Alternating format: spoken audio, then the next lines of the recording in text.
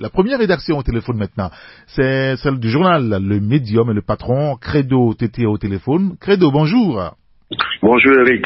Merci de nous avoir rejoints et vous évoquez d'abord la politique avec les retombées du déplacement de Faure Gnassingbé à Sokodé, c'était le week-end dernier.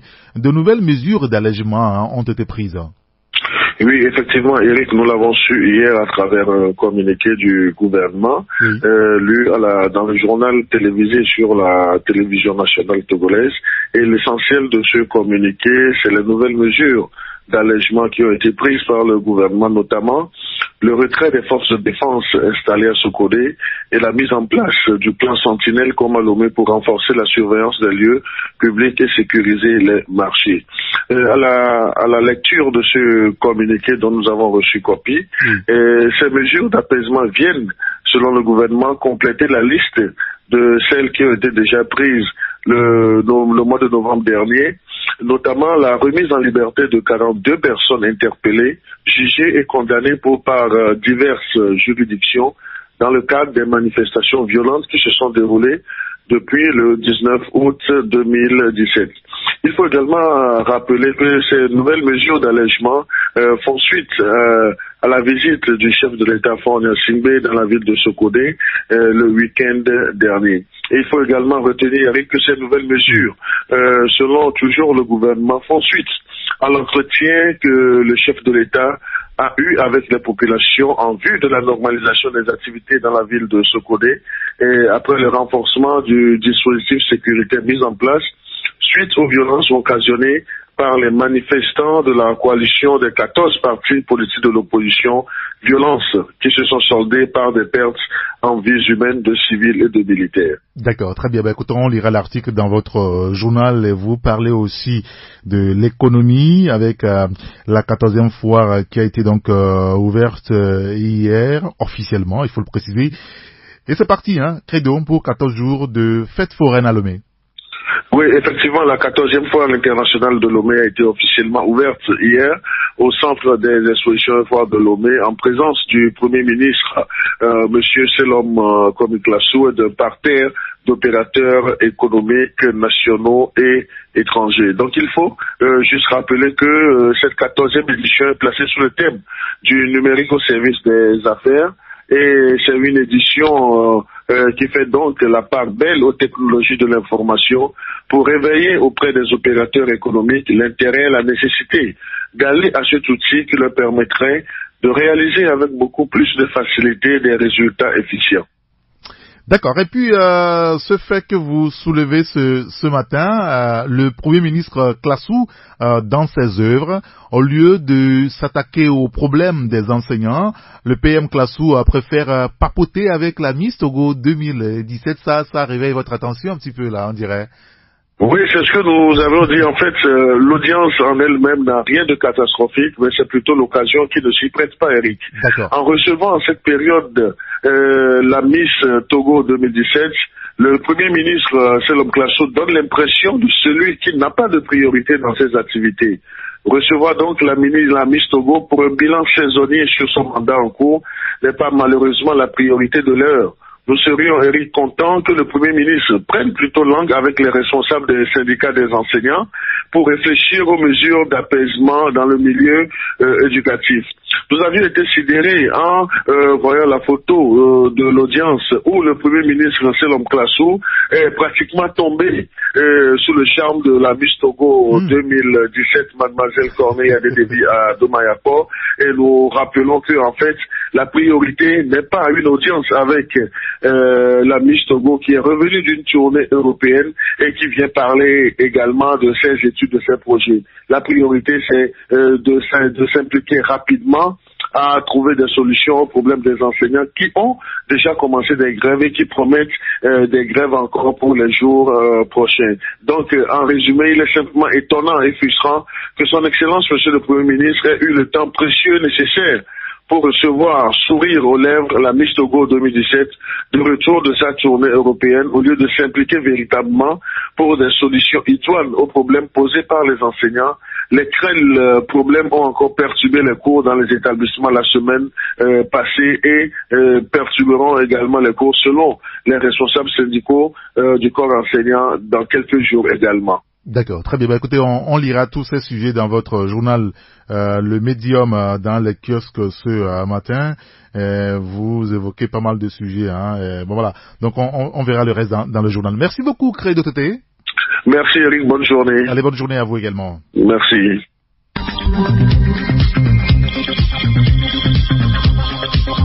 La seconde rédaction au téléphone maintenant avec nous, c'est celle du journal Vox Populi, la voix du peuple, avec le patron Wela Carrington au téléphone avec nous.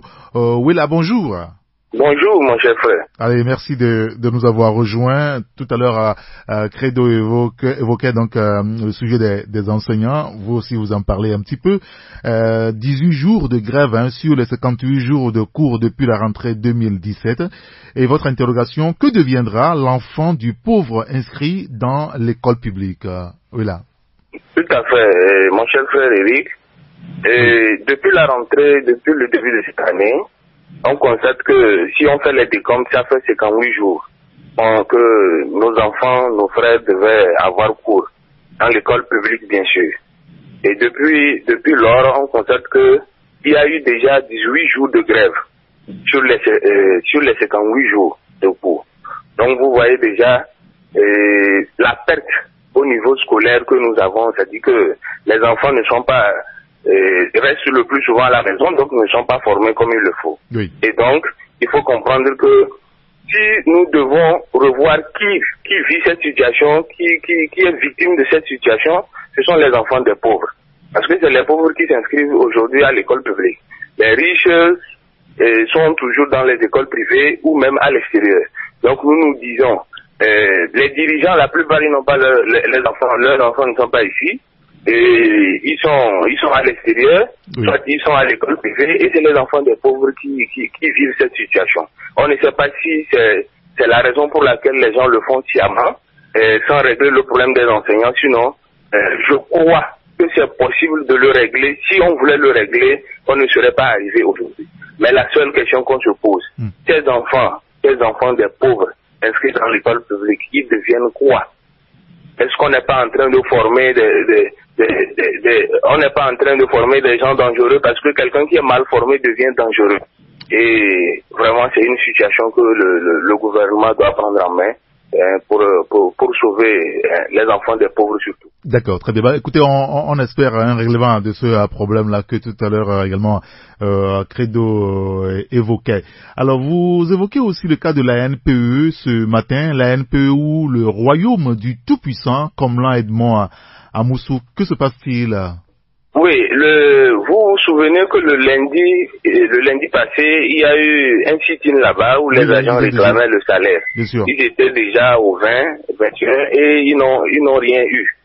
Et en fait, si on parle de royaume, c'est parce que dans cette institution que nous avons considérée noble, parce que c'est le problème de l'emploi aujourd'hui qui gêne le jeune Togolais. Et donc, quand on crée une agence nationale pour l'emploi, c'est qu'on se dit on tente de trouver une solution pour le jeune. Mais malheureusement, le DG qu'on a mis là-bas,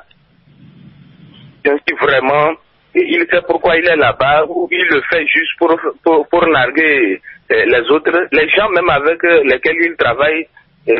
Vraiment, c'est un calvaire. Et ce monsieur, sincèrement, il ne s'occupe pas de la NPE. Son boulot, c'est de voyager. Chaque mois, il est toujours dans des avions. Nous avons fait même des comptes. Pour l'année passée, déjà, il a fait plus de 11 missions à l'extérieur, sans compter les missions intérieures, donc dans le pays. Donc, finalement, ce monsieur n'est jamais au boulot. Et donc, quand il s'agit de faire des missions, on ne sait pas pour quel intérêt il fait ses missions, et c'est le seul à faire les missions. Donc, en tout cas, c'est le seul compétent, il faut le dire ainsi, parce que si vraiment il avait des compétences à son niveau, les collaborateurs qu'il avait, peut-être eux aussi devaient participer à une mission pour apporter un plus.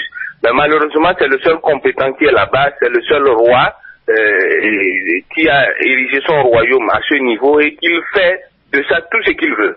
Les agents cherchent même à connaître la grille salariale de l'ANPE. Comme ça se fait aujourd'hui, on peut connaître combien le gouvernement, les membres du gouvernement gagnent, tout et tout. Mais malheureusement, à son niveau, vous n'avez rien, vous ne devez rien réclamer.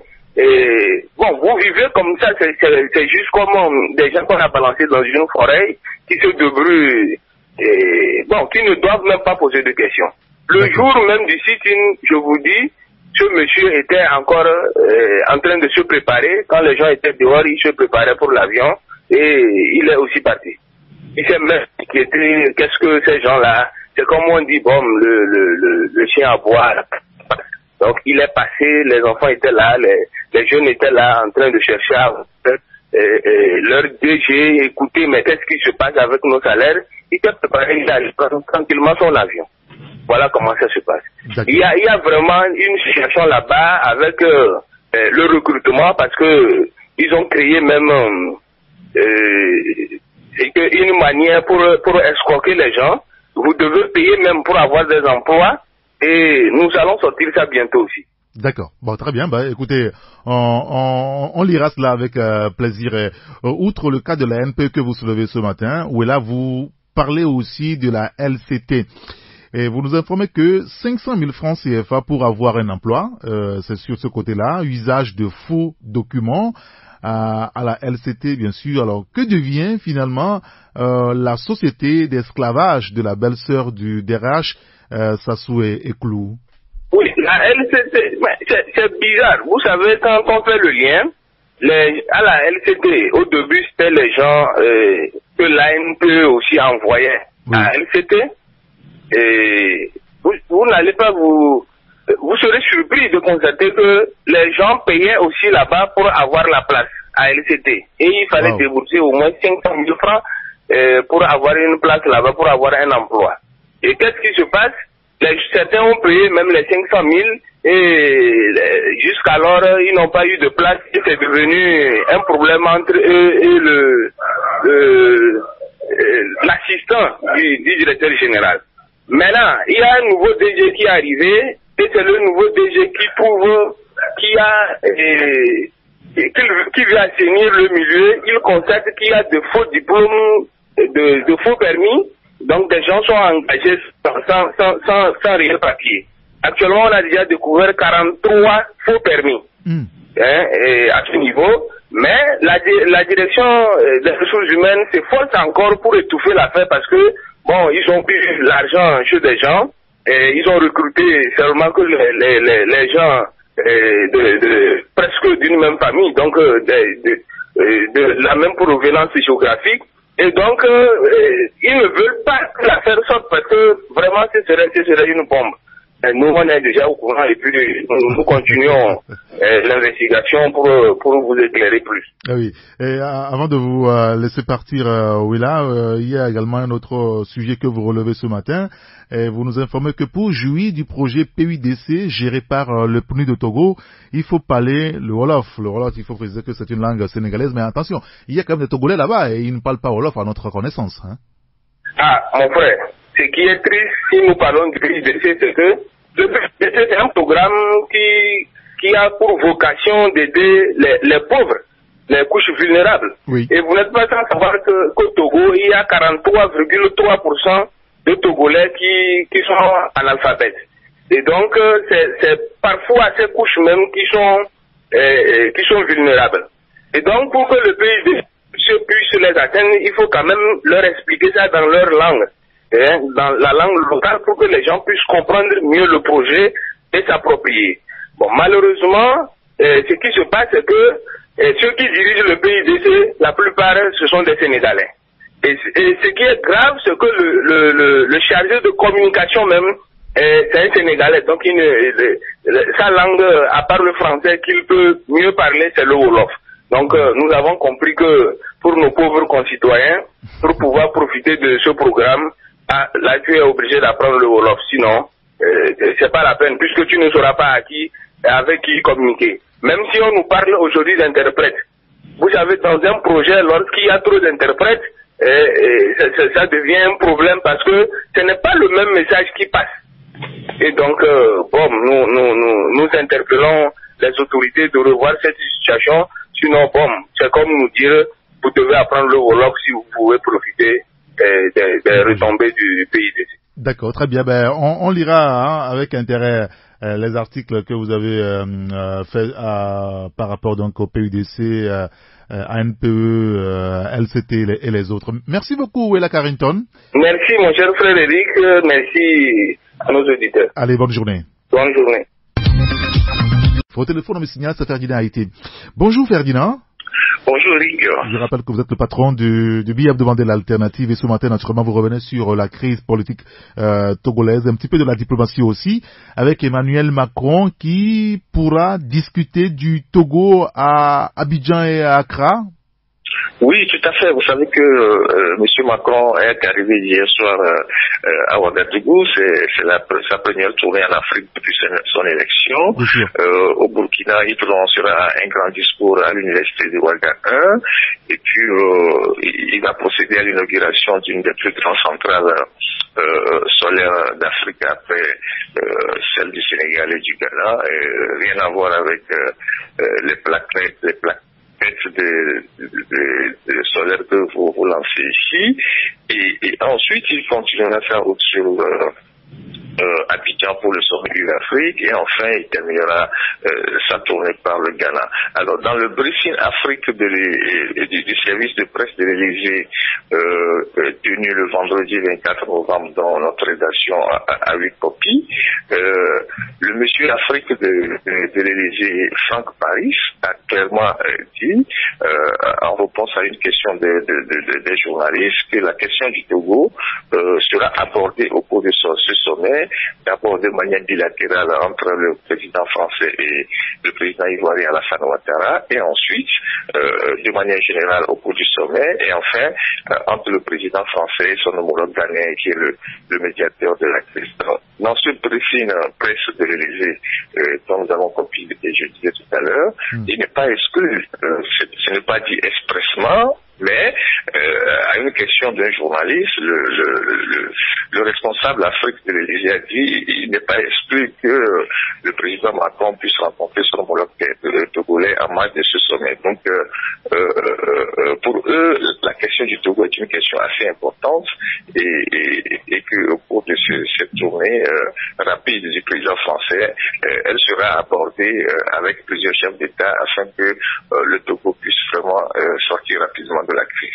D'accord, très bien. Ben, on lira votre article à la page 3 et vous évoquez la mobilisation populaire qui reprend cette semaine à partir de demain mercredi. Après la pause, la reprise, Ferdinand. Oui, c'est reparti, comme le dirait quelqu'un dans un film du Prince à New York, sauf que c'est reparti ici sur le terrain après une semaine de pause et la fermeture de la parenthèse de Paris.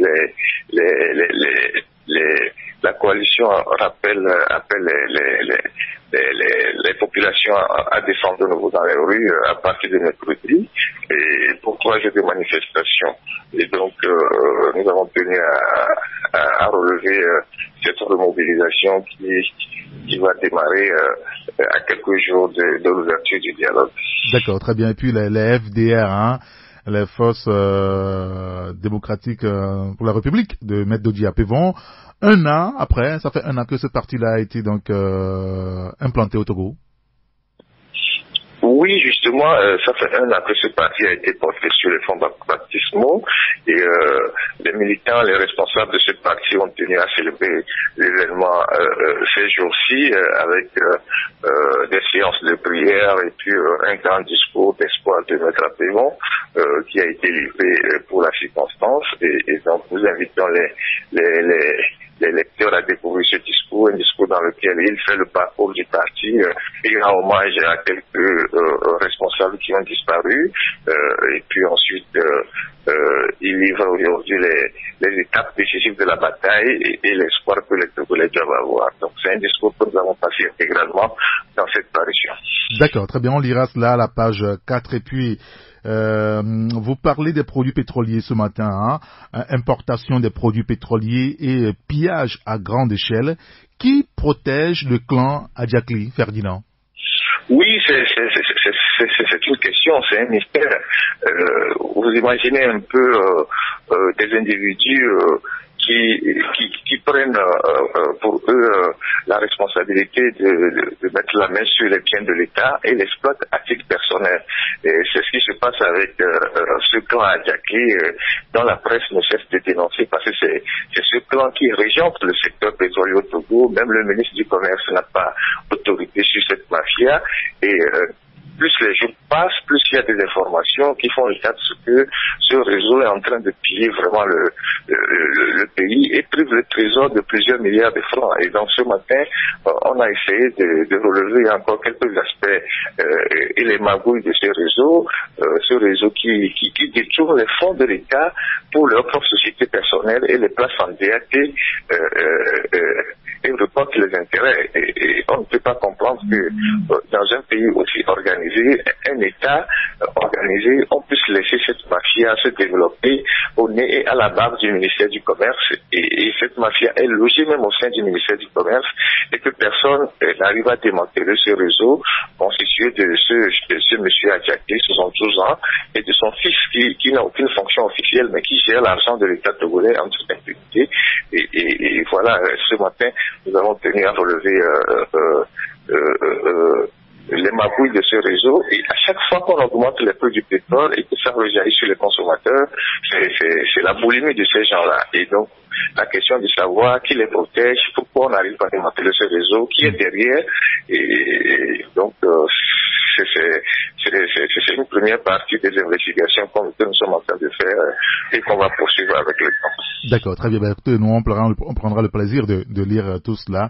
Vous avez également évoqué un autre sujet, le partage des biens du feu Boniface à Palo, Gamasili, chronique d'une liquidation irrégulière. L'article a découvert dans le journal, et puis la chronique politique, Christian Trimoine, esprit retort pieusement, flamboyant, c'est dans vos colonnes ce matin. Merci beaucoup Ferdinand Haïté. Merci Eric. Allez, bonne journée. À plus tard. Carlos au téléphone. Carlos, bonjour.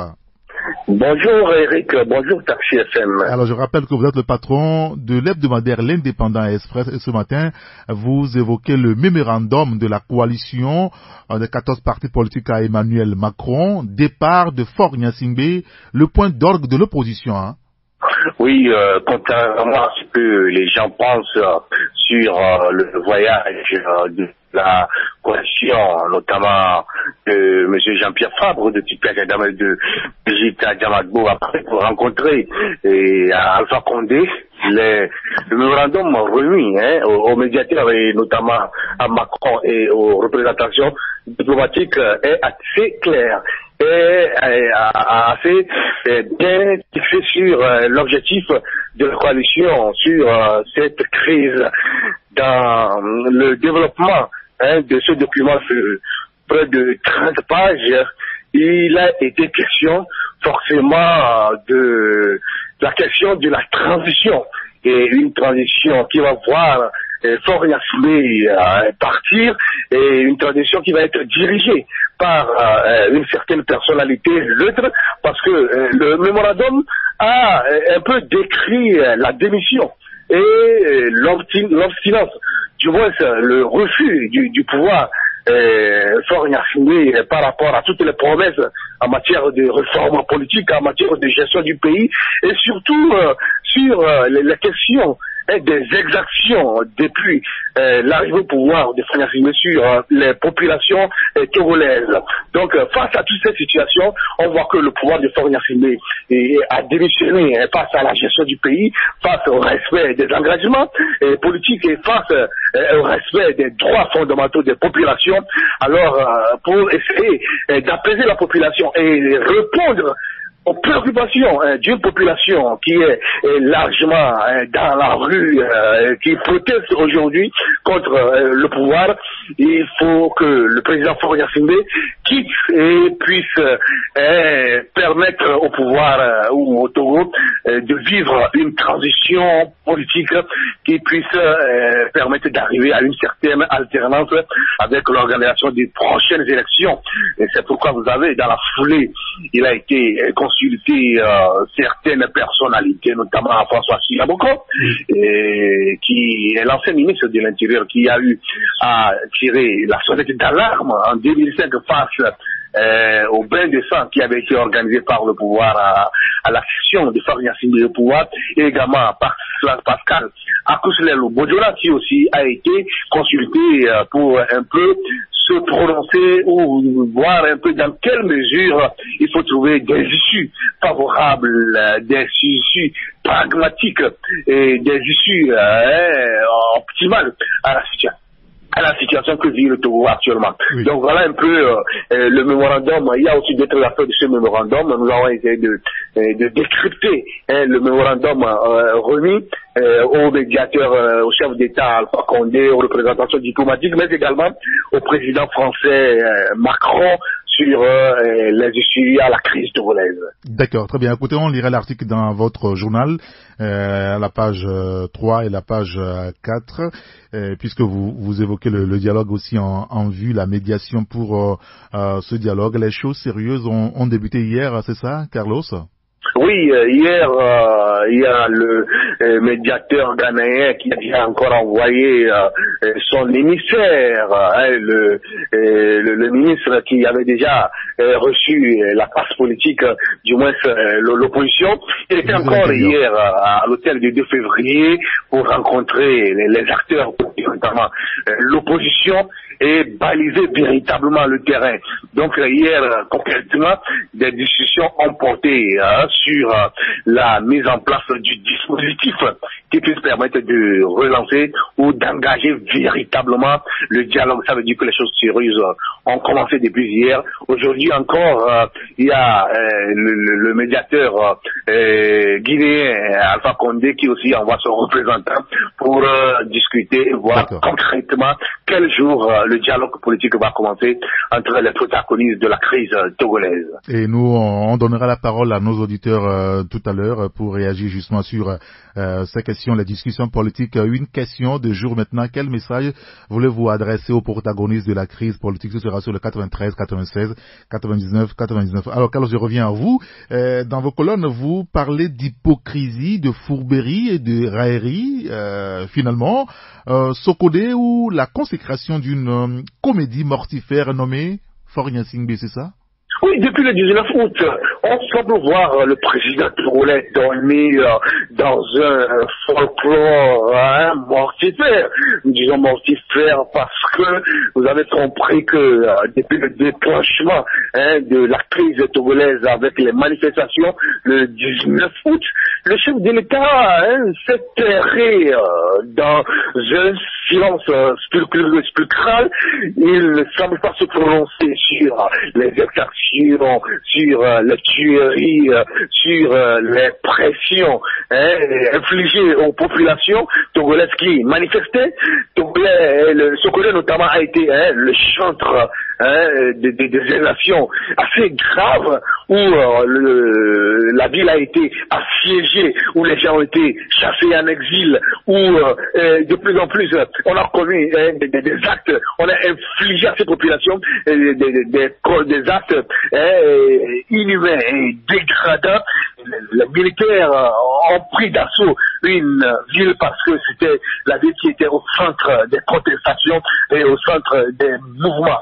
Alors, on voit le président togolais faire une sortie pour faire des déclarations qui véritablement dont on n'en a même pas besoin parce que il parle de réconciliation, il donne l'impression de regretter ce qui s'est passé à Sokodé et il situe et on partage la responsabilité de cette situation mortifère.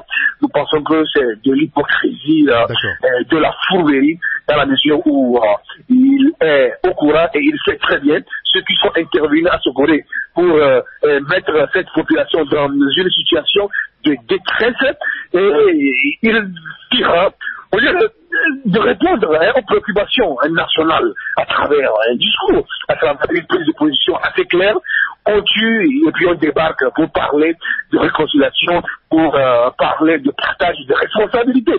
Le chef de l'État a déjà eu à s'engager dans cette logique entre guillemets irresponsable à Takamé quand il parlait de plus jamais ça sur la terre de nos aïeux, mais dès que son pouvoir était branlé, a été encore menacé, il a encore sorti les cavaliers de la mort pour faire réflexion sur les populations. Comme nous disons que c'est la consécration d'un folklore, d'une comédie mortifère que nous a encore donné le président togolais, qui a plutôt les moyens de pouvoir apaiser une situation répondant aux préoccupations du peuple togolais. Juste encore un mot, Carlos, ça a été rapidement d'ailleurs, vous évoquez le cas du Trésor public qui fait rétention volontaire du paiement des prestataires de l'État, c'est ça? Oui, vous savez, on trouve le grain de pêcheur. Vous savez, dans les situations de crise, on parle souvent de l'économie de guerre qui est beaucoup fragilisée. Donc, le moment est propice pour les rapaces de l'économie de pouvoir piller, de détourner, de mener des malversations qui finalement mettent l'économie du pays en jeu. Et depuis le 19 août, le pays vit dans une certaine instabilité sociopolitique, il y a des responsables des institutions financières qui profitent également pour faire du pillage systématique. Vous savez, cette économie de guerre, comme on peut l'appeler, c'est de faire débloquer des milliards de francs CFA à certains responsables des institutions économiques pour soit soutenir les manifestations du pouvoir pété unir, soit mettre en sécurité des milliards de francs CFA pour que quand la situation bascule et que le pouvoir perd le contrôle de la situation où il est obligé de partir, on saura qu'on a réussi à piller le pays, à mettre le pays dans une situation de perfusion économique. Et c'est ce qui se passe au niveau du Trésor. Depuis un certain temps, tous les prestataires, tous les fournisseurs de l'État ne rentrent pas dans leur droit, dans leur dû. Et vous comprenez que au niveau de ce trésor, il y a des gens qui, depuis 2016, depuis l'année passée, ont eu à faire des prestations à l'État et qui devaient rentrer dans leur paiement. Cela n'est pas le cas. Et au même moment, il y a un certain concubinage, il y a un certain se développe où on essaie d'appeler certaines personnes qui sont plus ou moins proches du pouvoir ou plus ou moins en complicité avec certains cadres du pouvoir. On leur paie discrètement leur argent et tenez-vous bien contre des commissions colossales.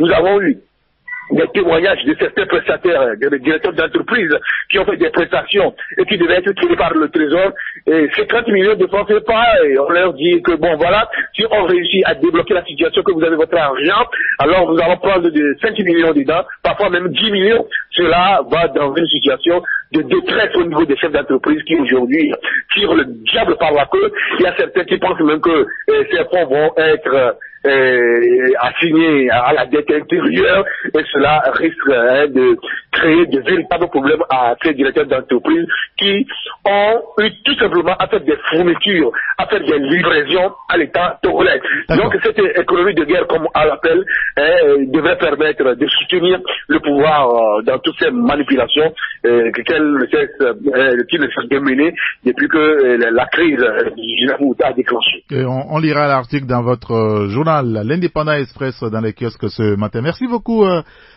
Carlos Quetaou. Merci Eric, très bonne émission à vous. Allez, bonne journée à vous. Bonne journée à Taxi FM et à tous nos amis qui nous écoutent actuellement. Parfait.